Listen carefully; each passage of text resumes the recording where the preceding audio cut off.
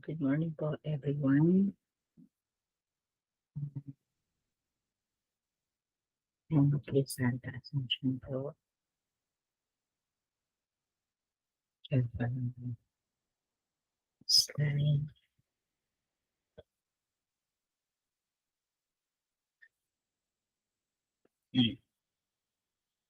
Hey, so welcome po sa ating online breaking of fasting and prayer. So this is our last breaking of fasting and prayer for this year 2025 po. And ngayon po, we gather to thank God for His goodness, His guidance, and His faithfulness throughout this year.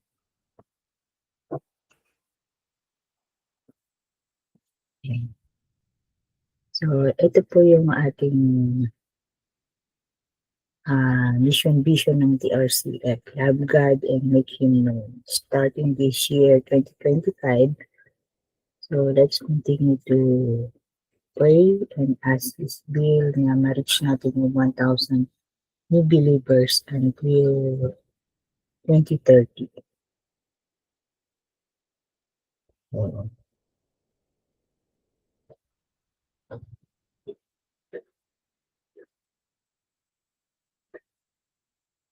so ginagagalak po ng bawat isa ay nandito.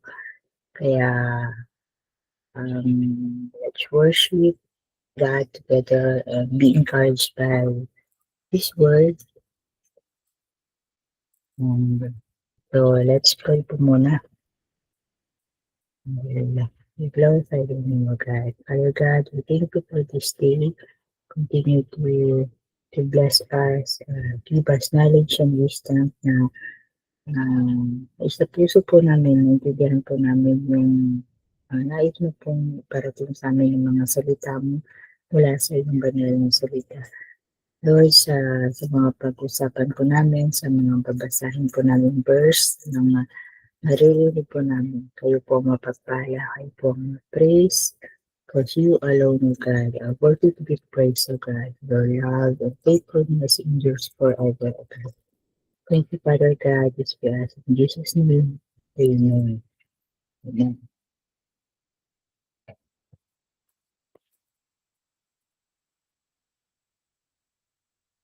Okay, so ngayon po kung may mga Bible kayo or meron naman po akong hinanda na babasahin natin. So let's look at mula sa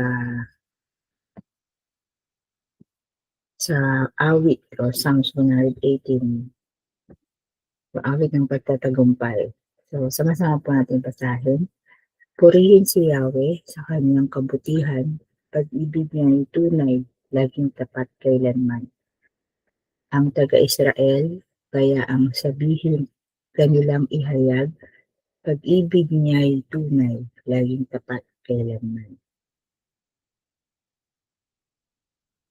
Kayo mga pari ng Diyos na si Yahweh, bayaang magsaysay, pag-ibig niya ay tunay, laging tapat kailanman. Lahat ng may takot kay Yahweh dapat magpahayag. Pag-ibig niya ay tunay, laging tapat kailanman. Nang ako'y magipit, ang Diyos na si Yahweh ang aking tinawag. Pinagot niya ako at kanyang ililigtas. Kung itong si Yahweh ang aking kasama at laging kapiling, walang pagkatakot sa aking darating. Si Yahweh ang siyang sa aking tumutulong laban sa kaaway. Malulupig sila at aking mamasdan. Higit na mabuti na doon kay Yahweh magtiwala ako kaysa panaligan niya o mga tao. Higit ngang mabuting ang pagtitiwalay kay Yahweh ibigay kaysa pamunuan ang ating asahan. Sa aking paligid, laging gumagalang mga kaaway. Winasak ko sila at lakas ni Yahweh ang naging patnubay. Kahit sa ang dako, ako naroroon ay nakapaligid. Winasak ko sila sapagkat si Yahweh ay nasa aking panig. Ang katulad nila ay mga bubuyog na sumasalakay. Dagli ang nasunog sa apoy ni Darang. Pinasak ko sila sapagkat si Yahweh ang aking sanggalang. Tinalakay ako't halos magtagumpay ang mga kaaway. Subalit si Yahweh ako'y tinutulungan. Si Yahweh ang lakas ko't kapangyarihan. Siya ang sa akin nagdulot ng kaligtasan. Dinggin ng masayang sigawan sa tolda ng mga hinirang. Si Yahweh ay siyang lakas na patnubay. Ang lakas ni Yahweh ang siyang dulot ng ating tagumpay na pakikibaka sa ating kaaway. Aking sinasabing hindi mamamatay, ako'y mabubuhay ang gawa ni Yahweh, taos sa aking puso na isasalaysay. Pinagdusa ko at pinarusahan ng labis at labis, ngunit ang buhay ko'y di na pinati. Ang mga pintuan ng banal na templo'y inyong ngayong buksan. Ako ay papasok at itong si Yahweh ay papupurihin. Pasukan ni Yahweh ang pintuang ito. Tanging makakapasok ay matuwid na tao. Aking pinupuri ikaw o Yahweh, yamang pinakinggan, bininig mo ako at pinagpagtagumpay. Ang batong tinakwil ng mga tagapayo ng bahay, tagapagtayo ng bahay, ang siyang naging batong panulukan. Ginawa ito ni Yahweh at ito'y kahangahangang pagmasdan. O kahanga-hanga ang araw na itong si Yahweh ang nagbigay. Tayo ay magalak ating ipagdiwang. Kami ay iligtas, tubusin mo, Yahweh. Kami ay iligtas at pagtagumpayin sa layunit hangad. Pinagpalang dumarating sa pangalan ni Yahweh. Magmula sa templo, mga pagpapalay kanyang tatanggapin. Si Yahweh ang Diyos, pagkabuti niya sa mga hinirang. Tayo ay magdala ng sanga ng kahoy, simulang magdiwang at tayo lumapit sa dambanang banal. Ikaw ang aking Diyos, kaya naman ako'y nagpapasalamat. Ang pagkadakila mo ay iyahayag. O pasalamatan ng Diyos na si Yahweh, pagkat siya ay mabuti. Pag-ibig niya ay tunay, laging tapat kailanman. Amen.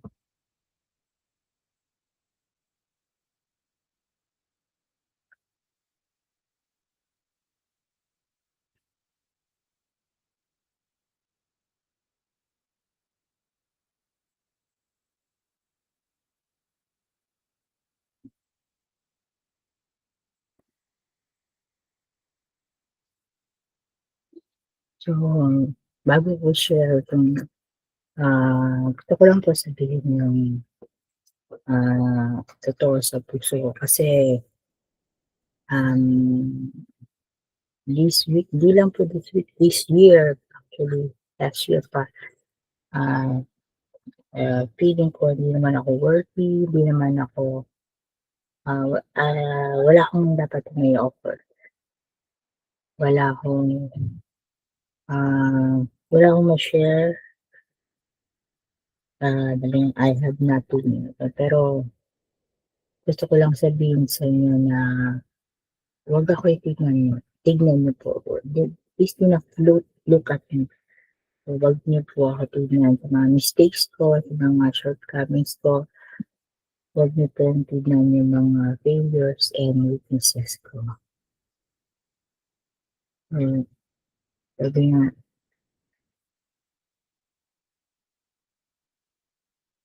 look at the goodness and faithfulness of God. Kung titignan ko ang sarili ko kasi kulang po talaga ako. Pero, um, pag when I look to God, His strength, His mercy, His love, dun ko nararamdaman na sapat na yung biyaya niya sa akin. So, na-realize ko lang, no, sa, hindi, hindi niya, hindi kailangan ni God na gawin niya akong perfect. Just wants me to show His love and His faithfulness. Kaya nga, Nandito po ako not because I am good, but because God is good and His love endures forever. Katulad ng nandito sa binabasa po natin na uh, nag-starts, nag-start siya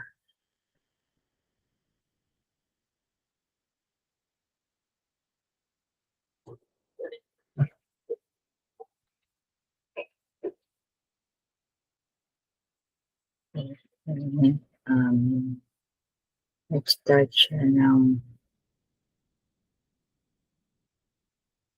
give thanks to the Lord for He is good, His love endures forever. That's the verse 29.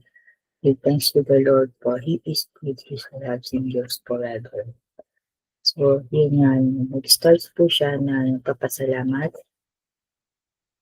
dahil ang Diyos ay mabuti at nagtatapos din siya with the same line. So, God wants to remind us that whatever happens from the start of the year until the end of the year, yung goodness niya, it is still the same. Yung love niya is still the same.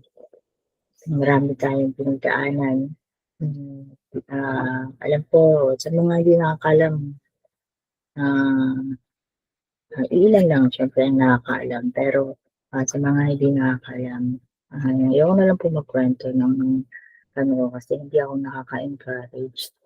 Kaya nga sabi ko kanina, huwag niyo akong tignan. Ang tignan niyo yung kabutihan ng Diyos sa bawat isa po sa atin.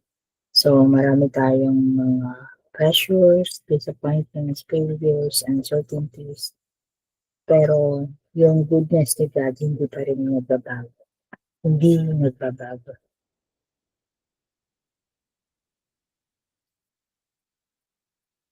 Um, Sabi niya dito, nang ako'y magdikit ang Diyos na si Yahweh ay aking tinawag. Pinagot niya ako, kanyang niligtas. Itong si Yahweh ang aking kasama at laging kapiling walang pagkatakot sa aking darating. Si Yahweh ang siyang sa akin tumutulong laban sa kaaway.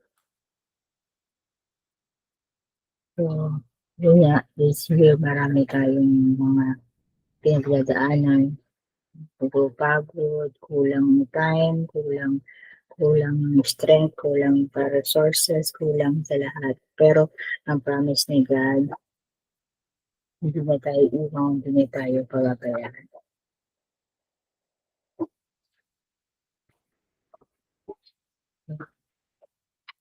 So, sabi naman, so si Yahweh ang lakas ko at kapangyarihan, siya ang daang tulot ng kaligtasan. So, parang di natin kakayanin at hindi ko rin kaya yung year 2025. So, hindi ko pinaya dahil magaling ako. Pinaya ko dahil God is my strength. So, when God becomes our strength, of course, hindi natin mapipigilan na i-share siya sa iba. Parang kung ano yung meron tayo, yun ang kailangan natin. Yun ang pwede natin ma-share. So, ito yung connection natin dun sa ating love God and make Him known. So, sabi nga, kailangan magkaroon muna tayo ng kung anong meron tayo ng salvation and hope bago natin ma-share sa iba kung gaano na kailangan ma-experience muna natin. Ma-experience muna natin yung kanyang love bago natin yung kanyang goodness and then we make Him known sa iba. Papakilala natin ng Diyos na siya ay mabuti, tapat, magpakailanman. Then sa verse 23, 24. So, sabi niya, this is the day the Lord has made. Let us rejoice and be glad in it. So, sa ibang salin, this is the day the Lord has made. We will rejoice and be glad in it. O kahanga-hangang araw na itong si Yahweh nagbigay, tayo ay makalak ating ipagdiwang. So, this is the day that the Lord has made. It's a day of thanksgiving, new beginnings, new realignment to God's purpose.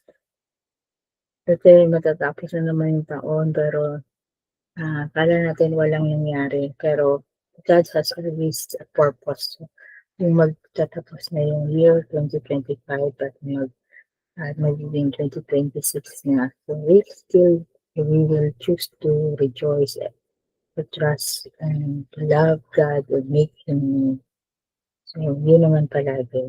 Kailangan, pagka naranasan natin yung mga bagay na naranasan natin sa nagdaang buwan itong 2025 because God has a purpose and we look forward to the year 2026 that still God will make it beautiful. And every day we will still rejoice.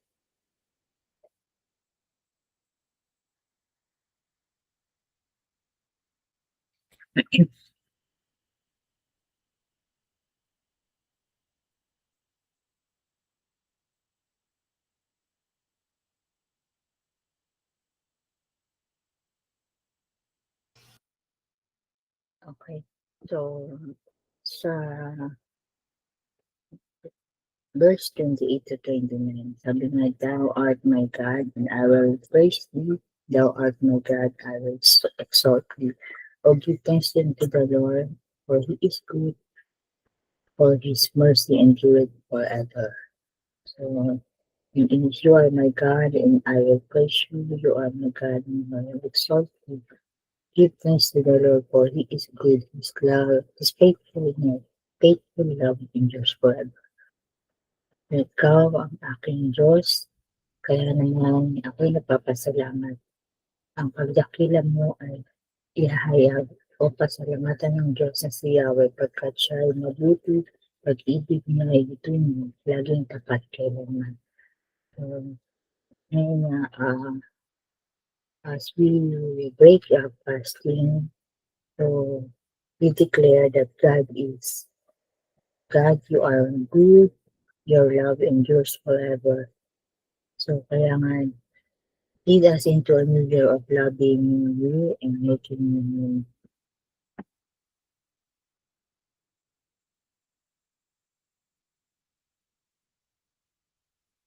And I hope na everyone na understand what I shared. And sa sabi nga, the word of God is new every morning. So hopefully, sa mga Bible niyo din, sa mga devotion time niyo din, mabasa natin yun din. Psalm 118 and kung ano yung maging impact, ano yung sasabi niyo doon. Yun yung gusto kong i-share about God loves endures forever. Kaya nga kailangan natin pasalamatan siya. May isang verse lang dito no, yung sa verse 22, the stone the builders rejected has become the capstone. Yung na yung bato, um, okay, share ko na later, pero yun yung naano ko lang na God's, yung nare-reject, nare-reject tayo, pero God still, itapat pa rin niya tayo in due time, nare-reject man tayo ng mga tao, but still God is faithful to us. He loves us all. So we pray that for everyone na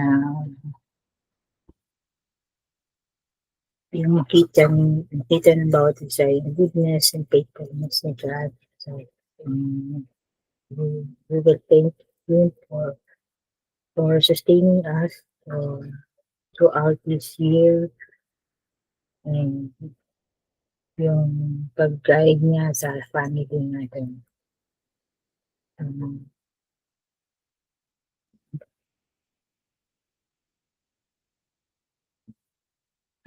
so let's pray. I thank you, Father God, for this. for your word. Salamat, Panginoon, sa kabutihan mo. Salamat because your love and faithfulness endures forever, God. Help us to, to praise you more, to to let your love, faithfulness known to others na share din po namin itong pagmamahal mo sa amin, mag-share po namin sa iba. Okay. Lord, sa this year, salamat sa pag-sustain mo po sa amin. Salamat sa kapatihan mo, sa pagmamahal mo po sa amin. At for the next year, God, patuloy tayo mo na kayo pa rin aming pipurihin, pagsasalamatan niyo, God. Continue to be with us always, God. Sa aming family, sa work, sa ministry, i-bless mo po ang bawat mga leaders, workers ng PRC at ang Pastor Silvia, Pastor Dan, at ang mga leaders and workers. So, maraming salamat, Panginoon. Bless us, O God, sa mga gagawin po namin sa araw na ito at mga susunod pang araw, mga activities na meron ng church po namin, PRC at ito. Maraming salamat po. Let your Holy Spirit be with us always, Father God. Maraming salamat. Please bless and pray in Jesus' name. Amen. Yun po. God bless us all.